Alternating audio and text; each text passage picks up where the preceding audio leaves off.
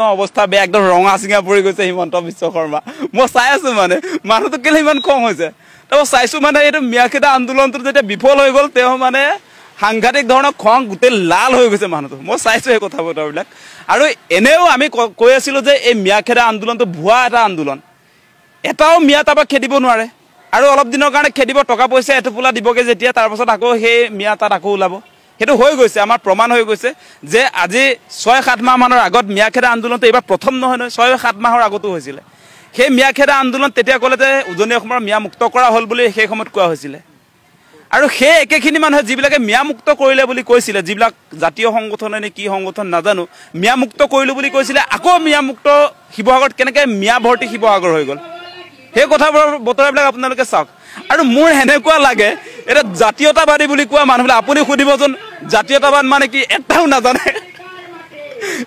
নাজানে সঁচাই কৈছো জাতীয়তাবাদ বুলি তেজত থাকে বুলি কৈ দিব জাতীয়তাবাদ মানে কি সেই কথা তেওঁলোকে নকব সুধিব লাগে সাংবাদিকবিলাকে মানে তেওঁলোকৰ কথা বতৰাবিলাকৰ পৰা প্ৰমাণ হৈ যায় আসলে জাতীয়তাবাদ মানে কি মোৰ এই প্ৰশ্নটো হোৱাৰ পাছত তেওঁলোকে মোবাইলত আজি সাৰ্চ কৰিবগে জাতীয়তাবাদ মানে কি আসলতে গতিকে সেইটো ভুৱা জাতীয়তাবাদ সেই জাতীয়তাবাদটোৰ জৰিয়তে অসমবাসী ৰাইজ নাবাছে এইটোৰ জৰিয়তে আসলে বিজেপি বাচিব 26ত জিকিব আৰু আমি দেখিছো দেই আপুনি এটা কথা চাওকচোন মিয়াখেদা আন্দোলন বিদেশী খেদা আন্দোলন বিদেশী সংগঠনে খেদিব লাগে নে চৰকাৰে খেদিব লাগে এটা হিমন্ত বিশ্ব শৰ্মাৰ পুলিচ প্ৰশাসন ইমান যে ডাঙৰ এটা হেৰি আছে এটা গৃহ বিভাগটো আছে সেই গৃহ বিভাগৰ মানুহবিলাকক আৰক্ষী প্ৰশাসনৰ মানুহবিলাকে কিয় মিয়া খেদিবলৈ নাযায় মিয়া খেদিবলৈ তেওঁ কাক পঠিয়াইছে দেখিছে নাই আপোনালোকে মানে সেই ভুৱা যে হয় চৰকাৰীভাৱে কিয় নকৰে বস্তুটো ভুৱা মানে চৰকাৰীভাৱে সেইকাৰণে হিমন্ত বিশ্ব শৰ্মাই নকৰে কথাটো বুজি লওক আপোনালোকে অসমবাসী ৰাইজ যে বহুত আৰ্মি মিলিটাৰী অসম পুলিচ আমাৰ বহুত গিজগিজে আছে অসমত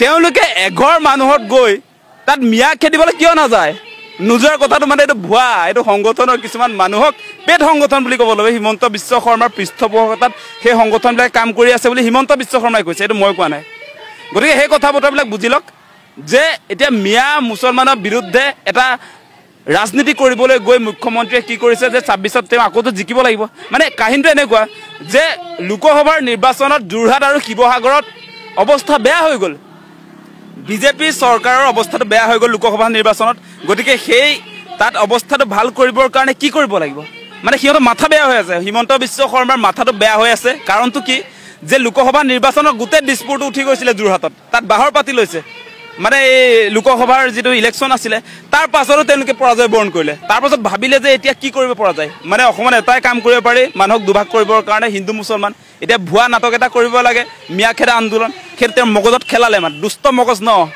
দুষ্ট মগজত কিবা কিবি খেলাই দিয়ে মানে সেই কাৰণে মুখ্যমন্ত্ৰী হিমন্ত বিশ্ব শৰ্মাৰ পৃষ্ঠপোষকতাত এই ভুৱা যেটো আন্দোলন মিয়াখেদা আন্দোলন বিদেশী খেদা আন্দোলন বুলি মগজবিলাক আছে নাই বাৰু তেওঁলোকৰ বিদেশী নে স্বদেশী আপুনি চালেনে নাই নুচুৱাকে সংখ্যালঘু দেখিলে বিদেশী হৈ নাযায় আপোনালোকে খেদা এজনো সেই কাৰণে বাংলাদেশ নাপায়গে মানে হিমন্ত বিশ্ব শৰ্মা আৰু তেওঁৰ কোম্পানী যিবিলাক সংগঠন তেওঁলোকে খেদা এজন মানুহকো যে বাংলাদেশ পাব নোৱাৰে সেই কাৰণে মানে আপোনালোকৰ মগজটো নাই মই কৈ দিছো আজি অপেনলি সেই ভুৱা নাটকবিলাক নকৰিব বিদেশী খেদাৰ নামত আপোনালোকে যে নাটক কৰি আছে প্ৰমাণ ক'ত হ'ল যে এই কেইদিন আপোনালোকে নিশ্চয় দেখা পালে গোটেই বিদেশী ন্যায়াধিকৰণত যিবিলাকৰ গোচৰ চলি আছিলে বিদেশী যিবিলাকে হ'বলৈ গৈ আছিলে মানে ৬৯,৫০০ জন মানুহক আপোনাৰ স্বদেশী কৰি দিলে এখন নটিফিকেশ্যন উলিয়াই দিলে হিমন্ত বিশ্ব শৰ্মাই ইফালে মিয়াখেদা আন্দোলন কৰি তেওঁ বিদেশী খেদিছো বুলি কৈ আছিলে সেই সময়ছোৱাত আপোনাৰ ৬৯,৫০০ জন মানুহক আপোনাৰ স্বদেশী কৰি দিলে সেইটোক লৈ আমাৰ এই জাতীয়তাবাদী নেতা এজনেও প্ৰতিক্ৰিয়া দিয়া নাই কাহিনী ওলাই পৰিলে এইটো সঁচা বিদেশী খেদা মানুহ নে মিছা বিদেশী খেদা মানুহ এইবিলাক ওলাই পৰিলে তেওঁলোকে এজনেও আজিৰ দিনটোলৈকে প্ৰতিক্ৰিয়া আমি দিয়া দেখা নাই সংবাদ মাধ্যমত কোনেও মাতবোল নকৰে মানে এদিনতে আপোনাৰ ৬৯,৫০০ জন যিবিলাকৰ গোচৰ চলি আছিলে বিদেশী ন্যায়াধিকৰণত সেইটো এদিনতে নটিফিকেশ্যন উলিয়াই কাৰ অধীনত নাগৰিকত্ব সংশোধনী আইনৰ অধীনত স্বদেশী কৰি দিলে সেইটোক লৈ কোনেও মাতবোল নকৰে চেলতে মাৰি থৈছে এতিয়া তেওঁলোকৰ এই জাতীয়তাবাদক সেইকাৰণে কৈছো এইটো কেঁচুৱা জাতীয়তাবাদ সেই জাতীয়তাবাদ কেঁচুৱা জাতীয়তাবাদ আপোনালোকক কৈছো তেওঁলোকে মূল জেগাত ঢুকি নাপায় সেইকাৰণে আপোনালোকে নিশ্চয় দেখা পাইছে তেওঁলোকে যে মিয়া এই সৰু লেবাৰবিলাক আজি শাক পাচলি যিবিলাকে দোকান দিয়ে যিবিলাকে মাছ উৎপাদন কৰে যিবিলাকে ভাড়া ঘৰত থাকি পকা মিস্ত্ৰী কৰে যোগালী কৰে সেইবিলাকৰ ওপৰত দাদাগিৰি সিহঁতৰ আজি যে আপোনাৰ অসমৰ হাইৱেৰ মাটিবিলাক যে গোটেই এফালৰ পৰা গোটেই বহিৰাগতই লৈ ললে সেইবিলাক তেওঁলোকে নেদেখে কেতিয়াও নেদেখে আজি আদানী আম্বানীক কেনেকৈ মাটি তুলি দিছে এটা প্ৰতিক্ৰিয়া দিয়ে নাহে তেওঁলোকে নিদিয়ে আজি ৰামদেৱক যে আপোনাৰ পাম খেতি কৰিবৰ কাৰণে যিটো মাটি তুলি দিছে গোলাঘাটত, আজি যাদৱ পায়েং তেখেতে সন্মুখত আহিবলগীয়া হৈছে। সন্মুখত কোন আছিলে? সন্মুখত থকাবিলাকে দেখোন এই কথা বতৰা নকয় আজি। গতিকে ক'ত ধৰিবলৈ ক'ত ধৰি আছে? কেঁচুৱা জাতীয়তাবাদ মানে সেইসকল লোকক কৈছোঁ যিবিলাকে এই সৰু সৰু মানুহৰ ওপৰত দাদাগিৰিটো চলাইছে। এতিয়া ডাঙৰ যিবিলাক পুঁজিপতি কৰ্পৰেট হাউচৰ বিৰুদ্ধে এটা শব্দই ক'ব নোৱাৰে তেওঁলোকে। আজি তিনিচুকীয়া জিলাত কাৰ দখলত আছে? তিনিচুকীয়া জিলাখনৰ এই টাউনখনত তিনিচুকীয়া জিলাৰ টাউনখন কাৰ হাতত আছে? এতিয়া কাৰ হাতত আছে? মিয়াৰ হাতত আছে নে কাৰ হাতত আছে? আপোনালোকে নিজে নিজক সোধক। আজি অসমৰ গোটেইকেইটা টাউন কাৰ হাতত আছে? কাৰ পৰা আমাৰ লোকচান হৈছে সেই কথাটো চাওক। মিয়াৰ পৰা লোকচান হৈছে বুলি যে কৈ আছোঁ আমি, কেৱল মিয়াৰ পৰা হৈছেনে? মিয়াক গালি পাৰি আছোঁ, সেই ইফালে যে শক্তিশালী হৈ গৈ আছে তেওঁলোকে প্ৰতিদিনে যে মাটি গোটাই আছে। আপোনালোকে কেনেকৈ লোকচান কৰি আছে অসমৰ, গম পাইছে নাই? এতিয়া আদানী আম্বানীক মাটি হাজাৰ বিঘা পৰ্যন্ত যে তুলি দিয়া হৈছে, প্ৰায় 50,000 বিঘা, সেইটোত যে এজনে যে ক'ব নোৱাৰিলে সেইটোতে প্ৰমাণ হৈ গ'ল যে এইবিলাক ভুৱা। আজি প্ৰমাণ হৈ গৈছে চবফালে। আজি ইয়াত প্ৰতিবাদ কৰি আছে যে 1203টা পৰিয়াল খিলঞ্জীয়া, মানে এটাই এইটোক লৈ কথা ক'ব নোৱাৰে। এতিয়া খিলঞ্জীয়া মানে চৰকাৰখনৰ উচ্ছেদক যে সমৰ্থন কৰি আছে। আপোনালোকৰ সেই উচ্ছেদ অভিযানটো আমি দেখিলোঁ। 10 কিলোমিটাৰ দূৰলৈ তেওঁলোকে উচ্ছেদ কৰি মানুহবিলাকক বিদেশী বুলি কয়, 10 কিলোমিটাৰ দূৰত আপোনাৰ সংস্থাপন কৰে। চাপৰ বিলাচীপাত সেই প্ৰমাণ, গৰুখুটিত তাৰ প্ৰমাণ, কাজিৰঙা ৰাষ্ট্ৰীয় উদ্যানত সেইটো আপোনালোকে নিশ্চয় দেখা পায়। গুৱাহাটীৰ পৰা গ'লে লেফ্ট চাইডে থকা মানুহবিলাক ৰাইট চাইডে লৈ আহিলে, সেয়াই বিদেশী খেদা আন্দোলন, বাংলাদেশী বুলি কৈছিলে। সেইকাৰণে কথাবিলাক ক'বলগীয়া হৈছে। গতিকে এনেকুৱা ভুৱা নাটক বন্ধ কৰক। অসমৰ ক্ষতি কৰাৰ অধিকাৰ আপোনালোকক কোনে দিলে? অসমক ক্ষতি কৰি আছে তেওঁলোকে, অসমক ক্ষতি কৰি আছে। মিছাকে এটা প্ৰপাগাণ্ডা কৰি হিমন্ত বিশ্ব শৰ্মাক মানে 26ত জিকাম বুলি ঠিকা লৈছে নেকি আপোনালোকে? ঠিকা লৈছে, ঠিকাদাৰ মানে। এনেকুৱা নচলিব, সেই কথাত স্পষ্ট কৰি দিছোঁ। আমি বিদেশী খেদিম বুলি কৈছোঁ, আমি বিদেশী খেদিম বুলি কৈছোঁ। হিমন্ত বিশ্ব শৰ্মাৰ আপোনালোকে কৈছে আমি নাটক কৰিম। নাটক কৰিবলৈ দিম নেকি? আমি নিদিওঁ, সেই কথাটো স্পষ্ট। সেইকাৰণে এতিয়া অসমৰ ৰাইজে লাহে লাহে বুজি উঠিছে কোন এইবিলাক সংগঠনৰ নেতা ওলাইছে। হে বিদেশী এনেকৈ খেদে নেকি? বিদেশী স্বদেশী চিনাক্ত হ'ব NRCৰ জৰিয়তে। আপুনি কৈ দিলে কোনোবা বিদেশী হৈ যাব নেকি? সেই নাটক নহ'ব। আমি কৈছোঁ আমি বিদেশী খেদিম। 1971 চনৰ 25 মাৰ্চৰ পৰা যিবিলাক মানুহ ইয়াত আহিছে অসমত, গোটেইবিলাক যাব লাগিব, সেই কথা আমি কৈছোঁ। তেওঁলোকে বিদেশী খেদাৰ নাটক কৰিব, তাৰপাছত বিদেশী যে স্বদেশী কৰিলে তাক লৈ যে চেলতে মাৰি থ'ব, তাৰ বিৰুদ্ধে যে এটা শব্দ ক'ব নোৱাৰে। সেইবিলাক ভুৱা জাতীয়তাবাদী নেতাৰ বিৰুদ্ধে সকলো ৰাইজ আচলতে ঐক্যবদ্ধ হ'ব লাগে। তেওঁলোকৰ কথাত কোনো শুনিব নালাগে। এই মানুহবিলাকৰ কথা শুনিলে অসম জহন্নামে যাব, সেই কথাটো স্পষ্ট। আৰু যিবিলাক মিয়া মুছলমান দেখিলে যে সন্দেহযুক্ত বুলি কয়, আপুনি কি জাতীয়তাবাদী নেতা নিজকে যে কৈ আছে? আপুনি কি ভূপেন হাজৰিকাতকৈ ডাঙৰ জাতীয়তাবাদী নেতা? আপুনি জ্যোতিপ্ৰসাদ আগৰৱালাতকৈ কি ডাঙৰ জাতীয়তাবাদী নেতা ওলাইছে? আপুনি মানে আমাৰ যিবিলাক স্বনামধন্য ব্যক্তি, যিবিলাক আচলতে অসমৰ গোটেই অসমখনৰ আচলতে যিবিলাক হিৰো বুলি ক'ব লাগিব, অসমৰ নায়ক, অসমখন গঢ়া যিবিলাক মানুহ, আজি ভূপেন হাজৰিকা, আজি জ্যোতিপ্ৰসাদ আগৰৱালা, বিষ্ণুপ্ৰসাদ ৰাভা, আজি অম্বিকাগিৰি ৰায়চৌধুৰী, আজি হোমেন বৰগোহাঁই ছাৰলৈকে এওঁলোকৰ বিৰুদ্ধে কাম কৰি আছে এইবিলাকে। মৈমন সিঙে যিবিলাক মুছলমান তেওঁলোকক কৈছে ন অসমীয়া কোনে, এইকেইটা ক'ৰ পৰা আহিছে, তেওঁলোকৰ কোনে নাম জানে এইবিলাক মানুহৰ? আজি আপোনাক মই কৈছোঁ যে অসমৰ যিমান আচলতে অসমৰ কাৰণে কাম কৰা মানুহ, স্বনামধন্য ব্যক্তিসকলৰ কথা কৈছোঁ মই। জ্যোতিপ্ৰসাদ আগৰৱালা, বিষ্ণুপ্ৰসাদ ৰাভা, অম্বিকাগিৰি ৰায়চৌধুৰী, ভূপেন হাজৰিকা, আজি আপোনাৰ কাৰ কথা কৈছিলোঁ মই, হোমেন বৰগোহাঁই ছাৰ। আজি ইভেন আজি জীয়াই থকা মানুহৰ কথা ক'লে তেওঁলোকে কাৰোবাৰ এজেণ্ট বুলি কৈ দিব। আজি আপোনাৰ নিশ্চয় জানে, আমি হীৰেণ গোহাঁইৰ কথাটো বাৰু নকওঁ, ওৱান চাইড কৰি আমি যদি ডিব্ৰুগড়লৈ গৈ যদি আমি নগেন শইকীয়া ছাৰৰ কথাটো যদি কৈ দিওঁ, তেওঁলোকতকৈ ওপৰত আপোনালোকে চিন্তা কৰে অসমৰ কাৰণে। এতিয়া 100 বছৰ আগতে অহা মানুহবিলাকক দেখিলে কাৰণে কেনেকুৱা ফটোৱা কামবিলাক কৰি আছে। বিদেশী এনেকৈ আপুনি খেদিব নোৱাৰে। আপুনি বিদেশী খেদিব, এনেকৈ বিদেশী খেদিব, এইটো কোনেও আচলতে এগ্ৰী নকৰে, সংবিধানে এগ্ৰী নকৰে। সেইকাৰণে আপোনাৰ এই বিদেশী খেদা আন্দোলনটো চৰকাৰে কিয় নকৰে? মানে সেইটো লিগেল নহয়, সেইকাৰণে তেওঁলোকে নকৰে।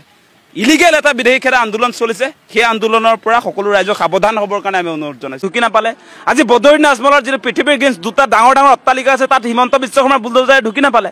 আৰু আমাৰ খিলঞ্জীয়া মানুহ যিবিলাকৰ সৰু সৰু ঘৰ আছিলে, আছাম টাইপৰ ঘৰ আছিলে, আমাৰ মানুহবিলাকে দীৰ্ঘদিন কিবা কিবি কৰি যিটো ঘৰ নিৰ্মাণ কৰিছিলে, মাটি এটুকুৰা লৈছিলে, সেই মাটি কাঢ়ি ল'লে হিমন্ত বিশ্ব শৰ্মাই। তেওঁ কয় আকৌ বোলে ইফালে বোলে খিলঞ্জীয়া মানুহক তেওঁৰ দিনত বোলে উচ্ছেদ কৰা নাই। এই মানুহবিলাক কোন? এতিয়া বড়ো, মিচিং, কাৰ্বি, ৰাভা, আজি অসমীয়া, দত্ত, এইবিলাক মানে খিলঞ্জীয়া নহয় নেকি? আপোনাৰ খিলঞ্জীয়া সেই আদানী আম্বানী নেকি? সেই প্ৰশ্নবিলাক আমি সুধিছোঁ। তেওঁ খিলঞ্জীয়া কনচেপ্টটো কি আচলতে? তেওঁ যে কৈ আছে শেহতীয়াকৈ যে তেওঁৰ মুখ্যমন্ত্ৰীত্বৰ দিনত খিলঞ্জীয়াক বোলে উচ্ছেদ কৰা নাই। তেওঁৰ খিলঞ্জীয়াটো এতিয়া আদানী আম্বানী, তেওঁৰ খিলঞ্জীয়া এতিয়া বিহাৰী, বাঙালী, যিবিলাক বহিৰাগত, অসমৰবিলাকৰ কথা কোৱা নাই। বহিৰাগতবিলাকক তেওঁৰ মতে খিলঞ্জীয়া, আৰু আমাৰ ইয়াত থকা ভূমিপুত্ৰ মানুহবিলাক খিলঞ্জীয়া নহয়। সেইকাৰণে আমি ৰাস্তাত আছোঁ এতিয়া। আজি 3 বছৰ দিনে নিশাই প্ৰতিবাদ কৰি থাকিবলগীয়া হৈছে। কেনেকুৱা এটা ৰাম টুপি দিলে আমাক। উচ্ছেদ কৰাৰ সময়ত ক'লে ভূমিহীন যদি মানুহ আছে সকলোকে মাতি দিম, ফ্লেট বনাই দিম সেই কথা বতৰা কৈছিলে কিন্তু আজি 3 বছৰ উকলি গ'ল তেওঁ এজন মানুহকো একথা মাটি দিবলৈ তেওঁৰ মাটি নাইকিয়া হৈ গ'ল ইফালে আমি দেখিছোঁ তেওঁৰ মুখ্যমন্ত্ৰীত্বৰ দিনত তেওঁ নিজে এফালৰ পৰা মাটি সম্পত্তি গোটাইছে আপোনালোকে দেখিছে যে তেওঁ প্ৰথমতে মুখ্যমন্ত্ৰী হৈ বান্দিয়া ইণ্টাৰনেশ্যনেল স্কুল খুলিলে নিজৰ জালুকবাৰী সমষ্টিত আমিনগাঁৱত তাৰপাছত নগাঁও দাৰিগজিত 100 বিঘা মাটি ল'লে তাৰ পাছে পাছে গ'ল আমাৰ এই জয়ন্ত মল্ল বৰুৱা তেওঁৰে এগৰাকী কাষৰ মন্ত্ৰী সেইজনেও মুখ্যমন্ত্ৰী পদ অনুসৰণ কৰি এফালৰ পৰা গোটেই মানে অসমৰ মাটি গোটাইছে এতিয়া ইফালে তেজপুৰত মাটি লৈছে আজি ৰঙিয়াত মাটি লৈছে জলাখৰ মাটি লৈছে শিলাকুতো ইভেন মাটি লৈছে তেওঁ ঘৰলৈ যোৱা ৰাস্তাটো বুন্দাজান পুতি নিৰ্মাণ কৰিছে কেনেকুৱা অন্যায় চলি আছে অসমত আচলতে তেওঁ মন্ত্ৰী বিধায়কৰ সাংঘাতিক ধৰণে শ বিঘা তেওঁলোকে দখল কৰিছে তেওঁলোকৰ চৰকাৰৰ দিনত কিন্তু খিলঞ্জীয়া মানুহ আজি ৰাস্তাত আছে গতিকে এই অন্যায়ৰ বিৰুদ্ধে প্ৰতিবাদ হৈছে আমাৰ প্ৰতিবাদ দীঘলীয়া হ'ব কিন্তু আমাৰ স্পষ্ট কথা মাটিৰ বিনিময়ত মাটি আমাক লাগিবই শিলহাকুৰ প্ৰতিটো খিলঞ্জীয়া পৰিয়ালক একতা 10